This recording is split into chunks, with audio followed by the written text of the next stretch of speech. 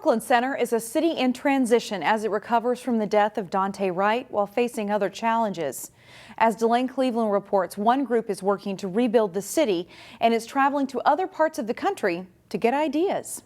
The experience, particularly in Brooklyn Center, has not been an equitable one for our residents of color. More than 32,000 people call Brooklyn Center home.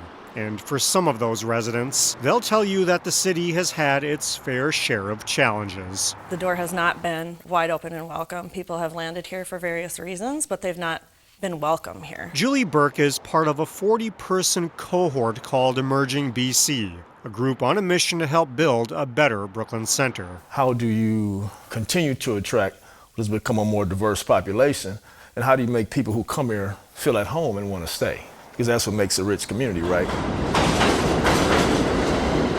To help answer those questions, the group recently took a trip to New York City for a learning experience centered around race and equity. We looked at a lot of the different places where people were basically pushed out, and the word displacement was said a lot from our tour guide. The group visited famous landmarks such as the Apollo Theater in Harlem, Central Park in Manhattan, and Ellis Island, the former gateway to America. Somebody made the expression when we pulled up at Ellis Island, this isn't for our people, this isn't where our people's history is, because this isn't how we got here. And I carried that as I went through the entire journey. One of the biggest takeaways of the 4-day trip is for the group to work toward building a culture of respect. We're not going to always agree, but we should be able to have reasonable respect for one another. To come together and have these serious conversations to get to a point where Emerging BC can bloom from that space. In Brooklyn Center, Delane Cleveland, CCX News.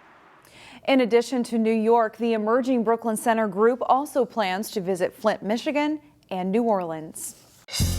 Find more local news stories at ccxmedia.org and follow us on social media.